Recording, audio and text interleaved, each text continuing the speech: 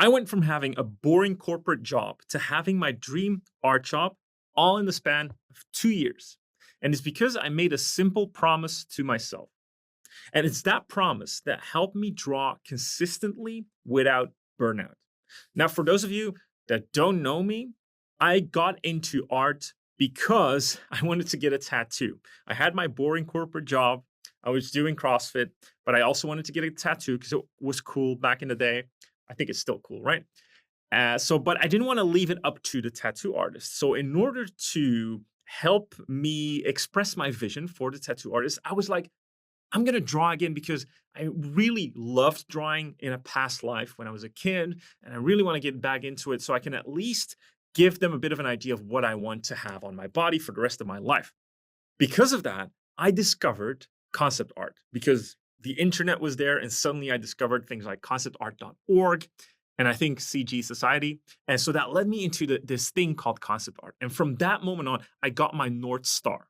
I got something that I wanted to label myself as in the future. And this is another important aspect I think you should look for, but I already think a lot of you have is like you have this sort of North Star in you, intrinsically in you. Like, I want to be that illustrator. I want to be that comic artist. Not, I need that outcome. Outcome is dangerous, right? Specific outcome is dangerous, but having a label for yourself is actually very healthy. Like, I want to be an engineer. I want to be a nurse. Like, if you want to label yourself as that in the future, it's a very healthy North Star to aim for.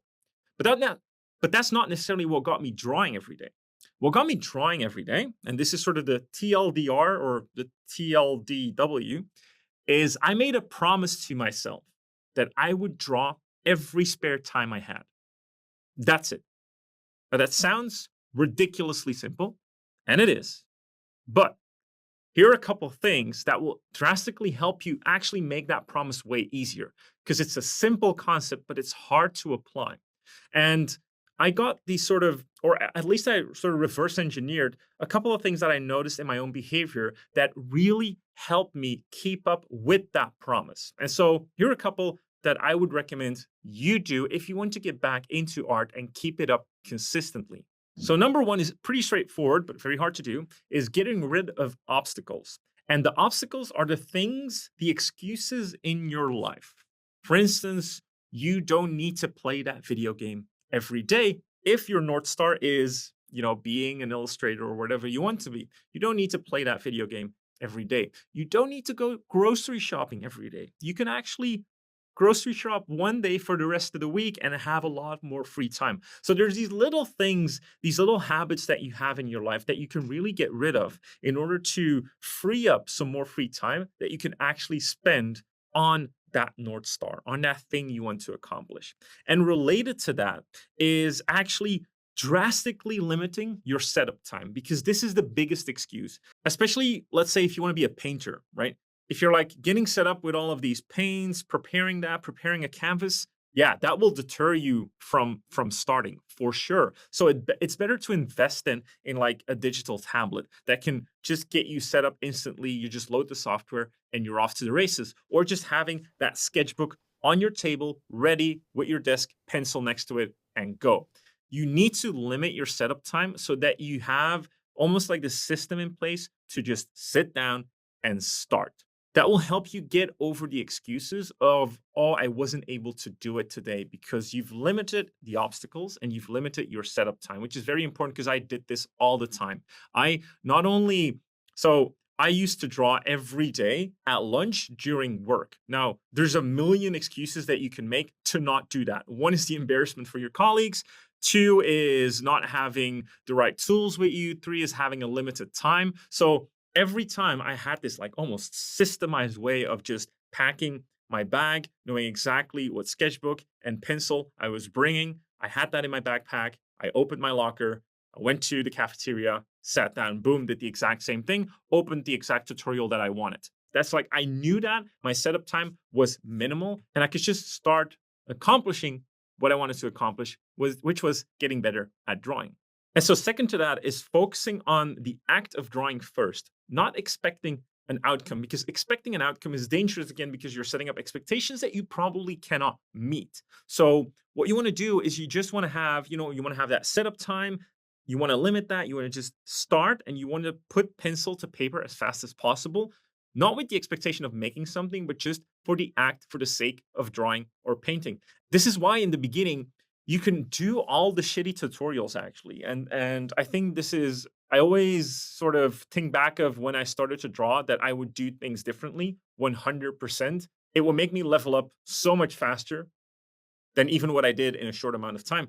But I actually am glad that my focus was just on the act of drawing. I did shitty tutorials that didn't really, in retrospect, got me anywhere, but they kept me drawing. So it can even be a simple draw along video that doesn't really teach you any fundamentals per se, or at least not something that will last you in the long term, but it does get you into the act of drawing. And it's much more important to first create that habit of drawing before actually focusing or worrying about, oh, I need to learn these specific concepts in order to get good at art, in order to reach my goal. Because again, the expectation ceiling is too high. And so when it comes to expectations, what you should focus on is not the result of what you did that day, or not necessarily like a result that you should be proud of or it should match a certain expectation that you have. But what you should focus on, which I really like, and it's a quote I love from CrossFit, is better than yesterday or stronger than yesterday. And essentially, what that implies is that every day you make an effort to do something better than what you did the day before. And it can be anything. It can be drawing for a longer period of time. So yesterday you did 15 minutes. Today you'll try 16 minutes or 20 minutes, right? Whatever free time you can make, you do that. That's a win. That's already a better result in my eyes. It's not necessarily only about the drawing. It's also about just, can I last longer? Can I do it longer? Can I fill 4 pages instead of 3 that I did yesterday, maybe in the same amount of time? So that's like a result driven approach that I think is more healthy. You can also think like, yesterday I copied a portrait. Today, can I focus on maybe understanding a bit more about a portrait, like what would make up a portrait, and then do the same portrait. But again, that small portrait will now have improved, or at least your understanding of it will have improved, even if the result might not be better because yesterday you copied something that maybe is a great result, and today you try to do it on your own with understanding. The result might be, it might even look worse objectively, but you will have improved. And that's the important part. So focusing on getting better than you were yesterday, I think really helped me. And that's always how I approach learning in everything, by the way, in how I learn now about things, to when I was learning about CrossFit, when I was learning about drawing, when I was learning anything, I always compared myself to what I did yesterday and like, can I do it a bit better? And that's not always going to be the case. But if you strive for that, you'll have a healthier mindset towards what you're doing. And what that leads into, which I find is like a little bit of a trick to have a better ratio between learning, as in gathering information. I shouldn't call it learning, between gathering information and actually drawing, which is the learning part, is that instead of always thinking, okay, I need to soak up information, so I need to watch a lot of tutorials and then I need to draw a bit. How I thought of it was more like, I exhaust one tutorial. It's the famous Bruce Lee quote, like, I fear the man who, I fear more the man who has practiced one kick 1,000 times than 1,000 kicks one time, right? It's the same principle of, I exhausted one tutorial and I would do it over and over and over.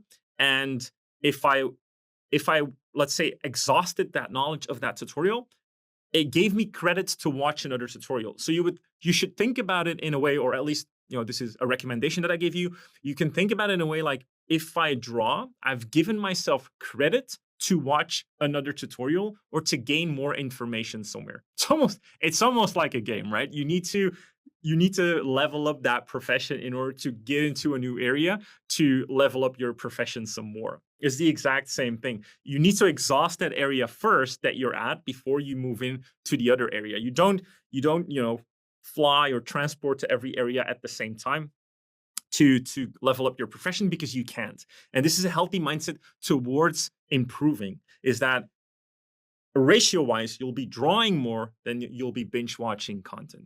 And this is exactly why in our Artwod roadmap, we have these small bite-sized sort of video lessons that are short to the point of what you need to learn, and then you apply it multiple times in the exercises for that specific lesson, and then it's another bite-sized thing, and then it's again a lot of exercises. So you're drawing more than you're watching, and as well, we have this thing called grind notes, where at the end of a section you suddenly apply a lot of the things you just learned. So it's like grinding seems like a negative connotation, but it's not. It's like, okay, now you're going to really apply a lot of the things you learned. You need to exhaust the knowledge you just gained in this section to really, again, pour that into your long term memory before you move on and do something else. And by doing this, and whether you do it with Artwod or whether you do it with YouTube tutorials, where you do it whatever wherever you want to do it, this principle of exhausting one piece of information is really going to help you